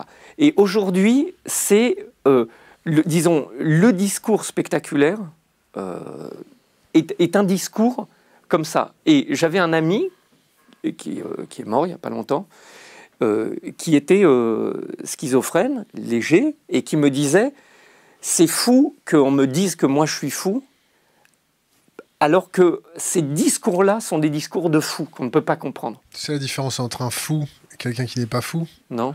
C'est que nous, on sait qu'on n'est pas fou. Ah oui. Oui, c'est ça. Oui, d'accord. Question d'Internet. Où sont les mouvements anarchistes aujourd'hui? Qui sont-ils? Sous quelle forme? Alors, bon, c'est une question qui est hyper intéressante et je pense que d'abord, il ne faut pas se poser la question en ces termes. C'est-à-dire que on n'est pas à la recherche d'un... enfin, bon, faut pas. Non, disons que moi, en tout cas, je ne me la poserai pas en ces termes. La question du label n'est pas une bonne question. C'est la question de quelles sont les idées et quelles sont les pratiques, qui est une question fondamentale. Pour le dire, et ça rejoint, disons, le travail que je fais sur le troisième épisode, ce que j'essaie de montrer dans le troisième épisode, que je suis en train de faire. Qui va sortir quand? Donc j'espère qu'il sera fini pour février et sans doute pour mai. T'as le financement? T'as le financement? Alors pas totalement le financement, mais Arte ne venant plus définitivement, on le fait avec la chaîne parlementaire, figure-toi et figurez-vous. Voilà, mais qui avait diffusé déjà le premier et le deuxième épisode. Il commence à sortir un peu, passez-moi l'expression, il commence à sortir un peu les doigts du cul. Ils ont fait un truc sur Alstom qui était pas mal du tout. Hein. Oui, mais Isabella Pisani qui fait les documentaires à la chaîne parlementaire, d'ailleurs, est très très bien, quelqu'un de très bien, qui est vraiment très intéressé par la variété, la diversité des discours, la diversité des histoires. Donc elle n'a pas d'idéologie, elle, propre, et donc elle s'intéresse suivant... voilà. Le Parlement, quoi. Et comme ça avait bien marché sur la chaîne parlementaire, on s'est dit, elle m'a dit, bon allez, viens, on fait le 3, on s'en fout, on n'attend pas Arte. De toute façon, comme Arte ne viendra pas. Je sais plus, oui, je crois qu'il faut plus se poser... Alors, disons que ce que je raconte dans le troisième épisode, ou ce que j'essaye de montrer, c'est comment, à la charnière, justement, de ces années 70-80, avec tout le monde qui se dit anarchiste, y compris Sartre, même Le Pen fait son mémoire, et puis la confiscation même par des gens qui ne sont plus anarchistes, des termes anarchistes comme Daniel Cohn-Bendit, qui continue de se dire libéral-libertaire, disons faisant perdre sa définition même au terme de libertaire que j'ai rappelé tout à l'heure. En fait, Daniel Cohn-Bendit, il est libéral. Il est plus du tout libertaire. Il est libéral au sens, disons, libéral sociétal et libéral économique du terme. Mais aussi le mouvement libertarien aux États-Unis, qui est en réalité, disons, de l'ultralibéralisme, mais qui a confisqué le mot libertaire, libertarienne, pour en faire le synonyme de ça. donc entre cette confiscation du terme libertaire, disons, et la criminalisation du terme anarchiste, et puis plus généralement la criminalisation de toutes les formes de résistance, eh bien, il y a eu une tendance qui est apparue à partir des années 90, à ne plus vouloir se définir, se dire ou se définir. Et donc, on le voit assez bien, disons de manière là aussi spectaculaire, chez le sous-commandant Marcos, donc qui vient d'une tradition marxiste-léniniste, guévariste, mais qui, au contact des populations indiennes au Chiapas, matine très fortement son guévarisme de pratiques et d'idées proto-anarchistes, mais aussi magonistes, hérités de la révolution mexicaine. Le Mexique, merci. De Flores Magón, du Mexique. Et donc, on voit des pratiques, les caracoles, tout ça, qui sont vraiment les conseils, l'organisation, le fait que le commandant ne soit pas commandant, mais sous-commandant, que ce soit le peuple qui commande et lui qui obéit, enfin, tout ça. Le fait qu'il ne montre pas son visage, donc de vouloir dépersonnifier, même si ça personnifie quand même, etc. Donc, l'idée de disparaître. C'est aussi assez révélateur, même s'ils n'appartiennent pas à une... même s'ils ne se disent pas anarchistes, mais le fait que le comité invisible se dise invisible lui-même. Hein. C'est foutu maintenant avec la big data. Hein, de ne pas vouloir, de ne pas se faire connoter. De ne pas se faire connoter. Oui, mais après, il y a le choix, par exemple, il y a vraiment cette idée qui est de ne plus vouloir se définir. Et puis, c'est foutu avec ça.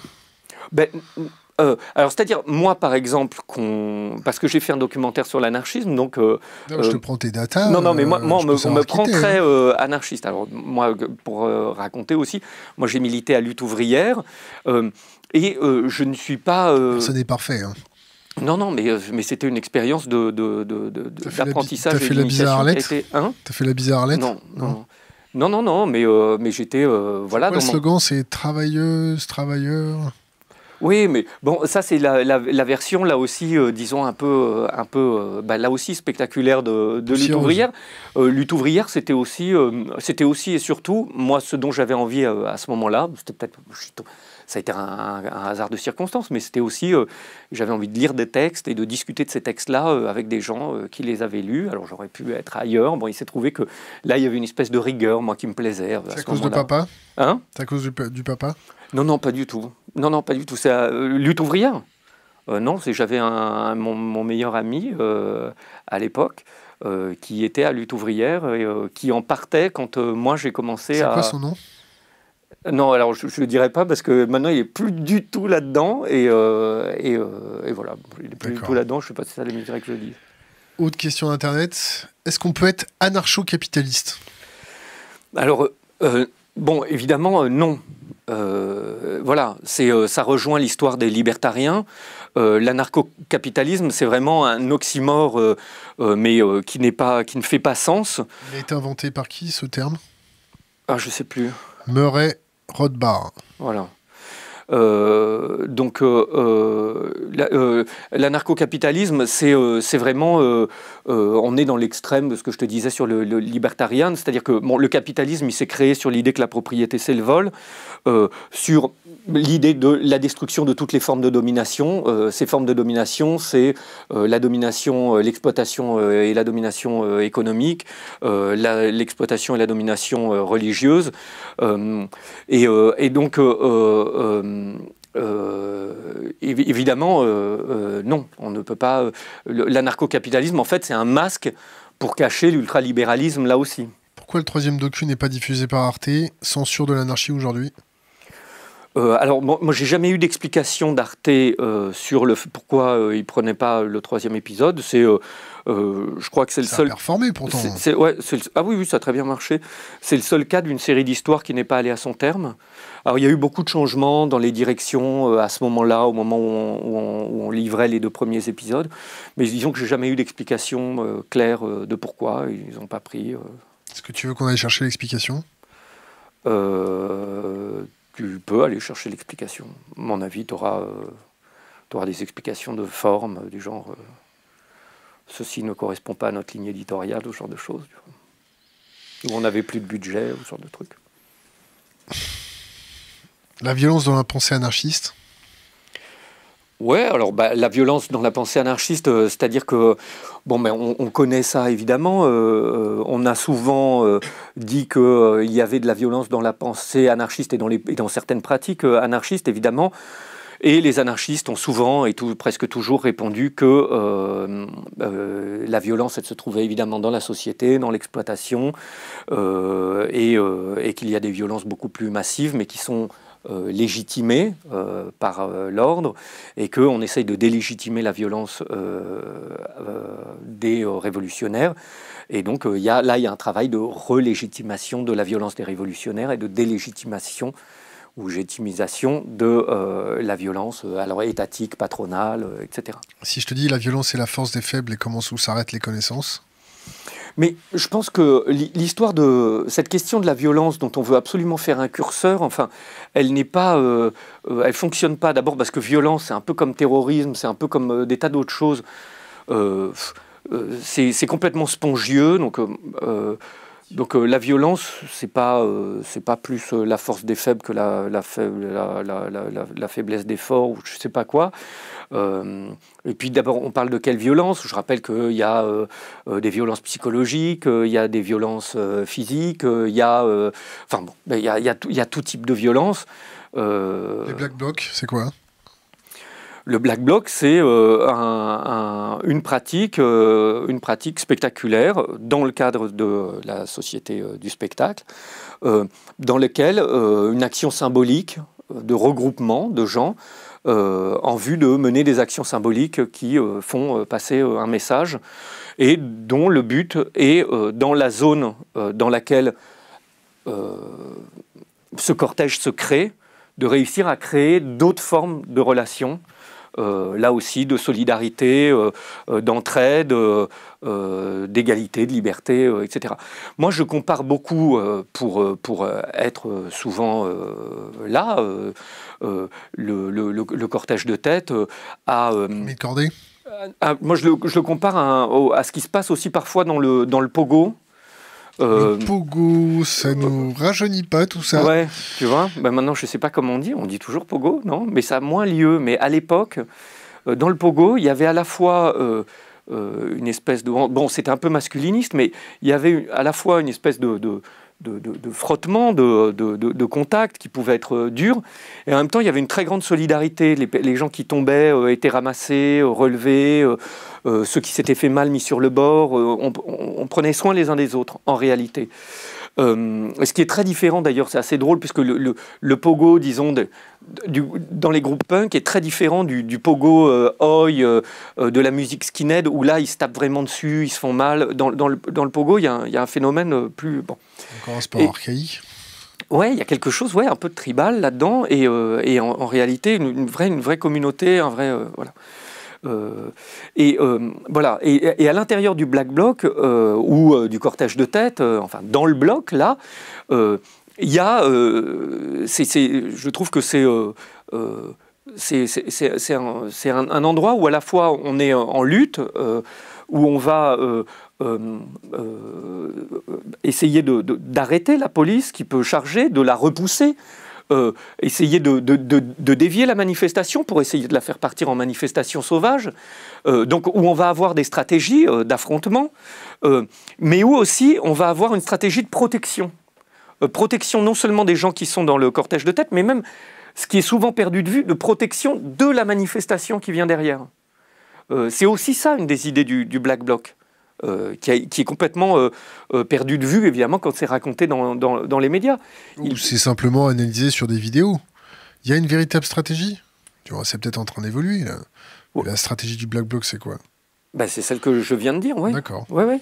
Le Black Bloc, c'est à la fois l'idée pour défendre une manifestation qui peut être réprimée, et donc on a à l'avant de la manifestation, il faut se rappeler qu'il y a 10-15 ans, en fait, les affrontements avaient lieu à l'arrière de la manifestation et à la fin, sur les dissolutions de manifestations.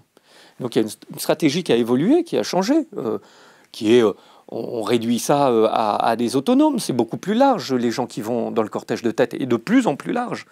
Parce qu'on l'a même vu, je crois que c'était au 1er mai, où on avait pratiquement autant de manifestants dans le cortège de tête que de manifestants derrière. Je crois que c'était pour le 1er mai, où il y avait 15 000 personnes dans le cortège de tête, et je crois que 16 000, ils ont parlé de 16 000 derrière. Il faut remercier les anarchistes pour le 1er mai, non? Non. Ils se sont battus pour, non? Ah oui, pour avoir le 1er mai. Ouais. Oui, alors, enfin, je sais pas s'il faut remercier les anarchistes, mais en tout cas, ça appartient à l'histoire libertaire, oui, puisque c'est le 1er mai vient d'une répression qui a lieu à Chicago, dans laquelle des anarchistes sont arrêtés, les meneurs qui prennent la parole suite à une bombe qui est posée a priori par les flics, a priori par la police. Et qui sont condamnés à mort. Et c'est en mémoire de cette manifestation et de ces condamnés à mort, les 5 Day Market, que le 1er mai va devenir la journée internationale des travailleurs. On arrive à la fin de notre interview. Dernière question Internet. Est-ce que beaucoup de gens ne seraient pas anarchistes sans en être conscients? Alors, ça, c'est quelque chose d'intéressant. Je reviens sur ce que disait Colson. Il y a aussi d'abord beaucoup d'expériences, disons, libertaires, et je vais en faire une très simple, qu'on a pu tous éprouver dans notre vie, de moments, disons, d'anarchie. C'est quand on décide de faire un foot à 6, ou à 8, ou à 5, ou je sais pas quoi. Enfin bon, mettons qu'il faut être le même nombre. On décide que, au lieu de faire des grands buts, on va faire des petits buts. Puis il n'y a pas d'arbitre, tout le monde va jouer. Mais il pourrait même y avoir un arbitre. On décide que le terrain, finalement, il va aller de l'arbre à là, et tout. Puis que, finalement, les touches, on ne les joue pas. Ou on joue les touches, mais on les joue au pied, etc. En réalité, on est en train de définir des règles, ensemble, de se mettre d'accord dessus, sans que personne nous les impose, tous ensemble, et pour essayer de jouer. Donc on n'appelle pas la Fédération internationale de football pour savoir quelles règles on doit appliquer quand on joue dans son jardin. On ne demande pas un arbitre officiel. On règle les choses entre nous. S'il y a on est dans une bonne ambiance, s'il y a même une blessure, a priori personne ne se bat. On emmène la personne, on prend soin, on essaye d'ailleurs même qu'il n'y ait pas de blessure, on peut même jouer pieds nus, enfin bon. Tout ça pour dire que, voilà, on peut faire une expérience de définition en commun, de règles qu'on se donne en commun, qui durent le temps de cet exercice, de ce jeu, qui ne dureront pas plus longtemps, qu'on ne veut pas imposer aux autres, et qui nous satisfont, nous, et qu'on peut même faire évoluer au cours de la partie. Voilà. Donc oui, en quelque sorte, on peut vivre des moments d'anarchie. Et là, c'est plus de l'anarchisme, c'est des moments d'anarchie. On peut être amené à en vivre. Dans le même ordre d'idée, quand on va emprunter le marteau ou je ne sais pas quoi, ou un tournevis chez son voisin, ou la perceuse, on ne lui fait pas un billet avec une reconnaissance de dette, il ne nous demande pas de l'argent en échange, on lui rend demain ou après-demain, on essaye de ne pas lui casser, de ne pas lui abîmer, et puis si on lui abîme, on lui remplace le truc, voilà. Donc là, on définit nous-mêmes nos règles, il n'y a pas d'échange, donc on fait une expérience, on ne passe pas un contrat écrit, donc on est dans une expérience libertaire. Bon. Donc oui, on peut plus loin que ça, on peut effectivement, ce que je disais, avoir des pratiques militantes ou de défendre des causes qui sont libertaires ou anarchistes sans le savoir. J'ai une petite sœur qui est très très végane. Enfin, très végane, ça veut rien dire. Elle est végane. Bon, elle est végane. Très végane. Non, mais très mobilisée autour de la question. Pathologique. Non, très consciente, très mobilisée, très au fait de ce qu'il faut faire et tout, parce qu'elle ne veut pas acheter des plats préparés, donc elle fait vraiment... Prosélyte hein? Prosélyte. Alors, pas prosélyte dans la vie, mais en l'occurrence, plusieurs fois, on en a parlé. Voilà. Et donc, moi qui suis un végétarien en conversion, mais depuis 20 ans, Donc ça arrive. Un petit bœuf bourguignon ce soir? Je suis totalement convaincu en théorie qu'il faut l'être, mais je n'arrive pas encore à passer à la pratique. Donc là, ça fait vraiment... voilà. Mais on avait une discussion et où on avait une discussion sur l'anarchisme. Je vois l'affiche pour sauver la chasse. On avait une discussion justement sur l'anarchisme et je lui disais... Enfin, on discutait et justement, on discutait sur en fait est-ce que l'aboutissement de mon désir de changement social ne rejoignait pas l'aboutissement de sa lutte contre l'exploitation animale. La convergence. Pourquoi? Voilà, exactement, fameuse convergence des luttes. Hein. Pourquoi? Parce que, en fait, si on veut arrêter l'exploitation animale, on est obligé, en quelque sorte, pour aller très vite, d'abolir le capitalisme. Il n'y aura pas de défense de la nature, de respect des droits des animaux dans une économie capitaliste, donc, qui est par définition un système totalitaire, où tout est ramené à un prix et à l'idée qu'on va pouvoir l'échanger et le consommer. Ça ne fonctionne pas. Donc, il faut, pour défendre les droits des animaux, il faut détruire le capitalisme. Et dans le même ordre d'idées, me disait-elle, effectivement, l'avènement de la justice entre les hommes et les femmes, ne peut pas se faire avec la perpétuation d'une domination sur les autres animaux, avec l'idée que les hommes et les hommes et les femmes, les humains, seraient différents par nature du règne animal, le règne humain et le règne animal, qui est une vision complètement, en réalité, religieuse. Donc on fait partie du règne animal et il faut repenser, évidemment, et réenvisager totalement notre rapport je peux te poser une question? Aux autres animaux. Oui. On se détourne de ta sœur, c'est ça? Oui. Végétarienne. Il se passe quoi si on fait tomber le capitalisme? Les fonds de pension, les fonds de retraite, Ouais. les services sur le nucléaire, tu sais, les trucs incompressibles qu'on a mis en place depuis 50 ans et qui a bénéficié à tout le monde, les syndicats et tout le monde. Il se passe quoi si on fait tomber ça? En moins d'une semaine, hein. Il se passe quoi? Alors, c'est intéressant, hein. Moi, j'ai travaillé sur des périodes révolutionnaires. 21e siècle? Autant sur la Commune, mais sur la Révolution cubaine. La Commune, 20 000 personnes tuées? Ouais, enfin, la semaine sanglante, la répression de la Commune, ouais. Mais attends, je comprenais pas le sens de ta question. Je croyais que tu me demandais... Je suis mal exprimé. Non, je croyais que tu me demandais... en fait, ce que tu me demandes, c'est quelle va être la réaction à une tentative révolutionnaire. Bon. Et peut-être un succès. Ouais. Bah, succès à la fin. Bon, il y a de très fortes chances qu'il y ait une résistance à ça. Il y a de très fortes chances. Après la résistance, qu'est-ce qui se passe? Bah, c'est la question. C'est la question. Voilà. C'est la question. On ne sait pas quelle forme... Creuser la question, non? Non, bien sûr. Mais ce serait intéressant parce qu'à chaque fois qu'on discute avec des anarchistes, on veut bien discuter, il n'y a aucun souci.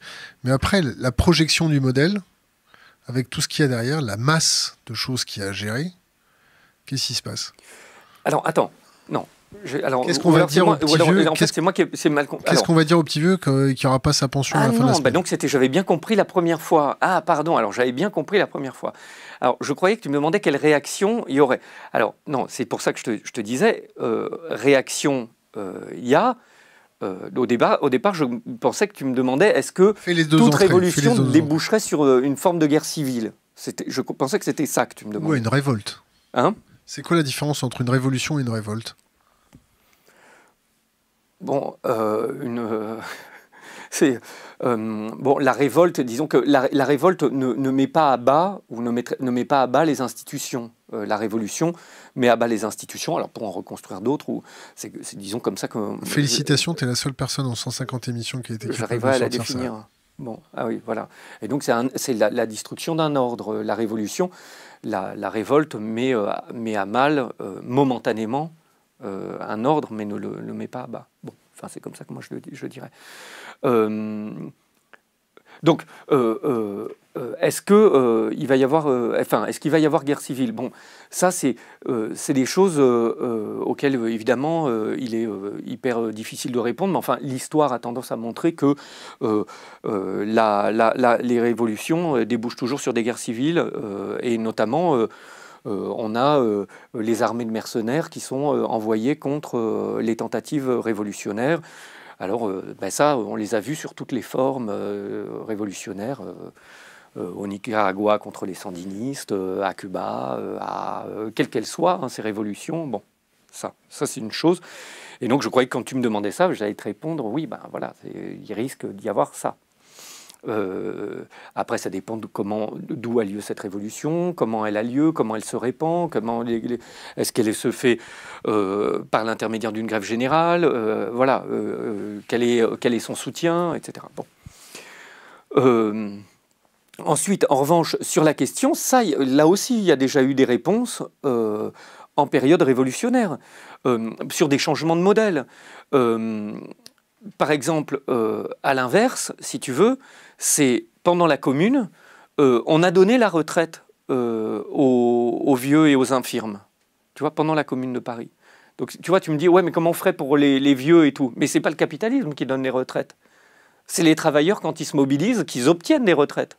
Le capitalisme, il préférerait pas en donner. D'ailleurs, ils vont sans doute les enlever. Là, il y a un actif pour combien de retraités en ce moment? Non, mais ça, je sais pas. Mais si tu veux, alors donc si tu me parlais de tout ce qu'ont été les acquis ou conquis sociaux, ils ont été gagnés par les gens, les travailleurs, dans des luttes qu'ils ont souvent pris à ceux qui possèdent les moyens de production. Donc, s'il y a une révolution, c'est pas ça qu'ils vont perdre. Ce qu'ils vont perdre, c'est plutôt, comme disait Marx, leur chaîne. Bon. Dans l'autre sens, et tu as un très bon livre donc, sur les bullshit jobs bon, je ne vais plus me rappeler de son nom. T'inquiète, ça va venir, il y a 5000 personnes avec nous en direct. Tu le regardes, David? Alors, c'est David et... Bon. Je te pose la question. Demandez-lui 3 livres. Donc commence. Donc tu as celui-là sur les bullshit jobs. Mais le livre sur Gébert, non Hein Gébert Graber. Ouais, David Graber. Putain, David Graber. Merci la communauté. Merci. Donc qui montre par exemple, chose qui a été reprise, je crois, par Azan, qui montre que je vais dire un mauvais sondage, hein, mais que 60% de nos occupations, de nos travaux, sont des travaux qui ne sont pas productifs. Voilà. Azan a écrit un livre qui s'appelle Première mesure révolutionnaire, dans lequel il te montre qu'au lendemain de la révolution, d'une révolution, si elle avait lieu, qu'est-ce qu'il faudrait faire? Et qu'est-ce qui se passerait? Il te montre que tu as 30% des gens seulement qui font des travaux qui nous servent à vivre. Le reste, c'est du marketing, de la comptabilité, je pourrais même mettre de la production audiovisuelle dedans, pour le coup vraiment, puisque la production audiovisuelle, quand même, globalement, ça consiste à aller discuter avec des chaînes de télévision, avec des gens dans les chaînes de télévision, et à faire des dossiers pour lesquels on a des subventions. Donc il n'y aura pas besoin. Si tu as envie de faire un film, tu convaincs des potes, on arrive à les faire ensemble et puis on le diffuse. Tu n'auras plus toutes ces administrations ou para-administrations qu'il y a, là pour le coup, dans les chaînes de télévision, dans les, je sais pas moi, dans les musées, dans les... Tu veux te faire des copains là? Hein? Tu veux te faire des copains? Mais c'est pas ça. Mais non, parce que c'est aussi de dire que... ce qui veut dire qu'il y aurait plus de temps libre, puisque tous ces travaux ne sont pas des travaux beaucoup de ces travaux-là ne sont pas des travaux qui servent à produire ni même le superflu. C'est du travail de gestion, de flux, de choses comme ça, mais qui ne servent même pas à produire du luxe. Je ne suis même pas en train de parler de la production du luxe, qui n'est pas touchée là-dedans. Hein. Azan le raconte très bien dans ses premières mesures révolutionnaires. Je te coupe. Ouais. 2 autres livres que tu conseilles à la communauté. Mais liés à l'anarchisme ou pas liés? Oh, je sais pas, moi non, des livres, il y en a plein. Le Monde comme volonté, comme représentation de Schopenhauer, je pense que c'est un des. Mais Moby Dick, évidemment. L'art d'avoir toujours raison de toujours Arthur Schopenhauer. Ouais. Voilà, bon, après, moi je lis énormément, donc j'ai pas de. Je peux dire, un des livres là, dernièrement, qui m'a marqué très fortement, c'est À bord du négrier de Rediker, que j'ai trouvé un livre énorme. Non seulement dans l'histoire évidemment qu'il raconte, parce que je crois que c'est jamais j'avais été aussi près effectivement de ces voyages de négrier, mais en plus qui fait cette fameuse méthode d'histoire par le bas et qui propose comme hypothèse que c'est le capitalisme naît là. Et donc c'est vraiment très intéressant, voilà. Donc tu as déjà regardé nos programmes. Ouais. T'as vu quoi? Ah non, je serais infoutu de te le dire, parce que là on est trop près des vacances, donc ça remonte, et moi j'ai une très mauvaise mémoire des noms. C'est quoi le sujet? C'était quoi le sujet? Je pense que c'était sur le logiciel libre. Est-ce que vous avez dû faire quelque chose sur le logiciel libre? Tu voulais engager quelqu'un qu'on connaît, non? Hein? Tu voulais engager quelqu'un qu'on connaît? C'est ça, ouais. Jérémy. Ouais, voilà. On lui passe le bonjour. Ouais, on lui passe le bonjour. Ça s'est pas fait avec... non? Alors, en fait, le film, c'est un documentaire, je raconte aux gens, c'est un documentaire qu'on... Spoil pas, hein? Non, mais c'est un documentaire qu'on devait faire justement sur le logiciel libre, et donc, le réalisateur... Comment il s'appelle notre pote? Jérémy Zimmerman, non? Hein, on parle de lui, ouais. Jérémy Zimmerman, donc ancien de la Quadrature du Net, que je trouve absolument formidable et moi il m'a énormément appris dans les moments qu'on a passés ensemble. Et en fait, il s'est trouvé que dans et donc avec un réalisateur qui s'appelle Philippe Borel, qui est un réalisateur qui a aussi réalisé Un monde sans humains, Un monde sans travail justement, aussi sur la robotisation, etc. Et en fait, ils ont eu en cours de film un désaccord sur ce qui était le cœur du film. Et donc, en fait, il y a eu séparation. Et Philippe a fait un film en réalité beaucoup plus sur les communs, en réalité, qui était en fait le truc qui le travaillait. Et il a fait un film sur les communs. Et effectivement, Jérémy voulait qu'on reste bien sur la question du logiciel libre. Voilà. C'était pas une question, mais merci d'avoir Mais répondu. c'est pour raconter. Mais c'est pas Jérémy que j'ai vu. Il y était, Jérémy? Je sais pas. Non, mais qu'est-ce que t'as vu chez nous? Hein? C'est peut-être Benjamin Bayard, non? Non, mais je sais plus. Bon, c'était intéressant. Mais c'était très bien, mais je trouve. Autre question interne qui vient de tomber. Je t'ai dit correspond. Comment vous informez? Quel média, quelle télé? Alors moi je regarde pas la télé, enfin j'ai pas la télé, donc je regarde pas la télé. Je lis, bon après moi je lis Le Monde, Le Parisien, ça c'est mes deux petites lectures du matin. Personne n'est parfait. Hein. Je lis lundi matin, je lis... Marianne? Non. Je suis aussi pas mal sur des trucs, disons des, là, mais on parle en site web. Ouais, je vais sur. Après, je papillonne, je vais sur La Horde, La Horde, c'est anarchiste. Ouais, Antifa. C'est quoi la différence? Les mots sont importants. C'est quoi la différence entre Antifa disons que c'est plus un regroupement, disons, comme vegan, c'est ceux qui sont antifascistes. Ils sont agressifs ou pas? Les antifas? La Horde. Ça dépend avec qui, mais c'est plutôt un travail d'information qui est fait par la Horde. Après, disons, après, il y a l'organisation de manifestations antifascistes, mais l'antifascisme, c'est pareil. Disons, les moments, le coup de poing et tout ça, qui finalement est assez rare. Et il y a eu ce grand événement qui a marqué, qui est la rencontre avec des skinheads d'un petit groupe d'Antifa dans lequel Clément Méric a été tué, n'est pas, disons...